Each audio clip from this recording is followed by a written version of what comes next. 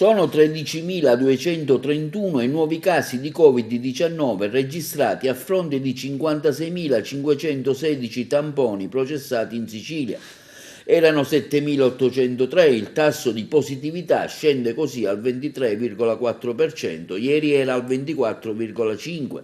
L'isola è al settimo posto per i contagi, al primo posto c'è la Lombardia, al secondo posto la Campania, al terzo posto il Veneto. Gli attuali positivi sono 129.313 con un aumento di 10.673 casi, i guariti 2.523, le vittime 35, portando il totale dei decessi a 7.740. Sul fronte medico ospedaliero sono 1.386 ricoverati, 83 casi in più rispetto alla giornata precedente. In terapia intensiva 163, oltre 20 casi in più rispetto a ieri.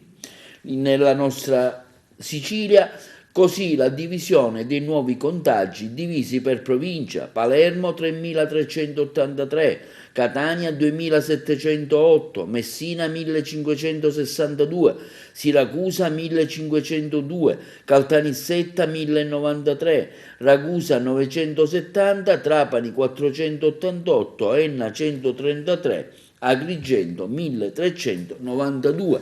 Quindi la Sicilia si avvia così a grandi passi verso la zona arancione. Già sono stati sforati 2 dei 3 parametri per il passaggio di colore, l'incidenza settimanale dei casi superiore a 500 ogni 100.000 abitanti a fronte della soglia di 250 e l'occupazione dei reparti ordinari dai pazienti Covid è arrivata a oltre il 31%, il tetto è il 30%, l'unico indicatore che tiene l'isola con un piede ancora in zona gialla è l'occupazione delle terapie intensive, salita al 17% a fronte del tetto del 20%, ma questo parametro, secondo gli specialisti, potrebbe essere sfondato entro venerdì, proprio il giorno in cui la cabina di regia dell'Istituto Superiore di Sanità si dovrà riunire per assegnare le nuove fasce di rischio alle regioni.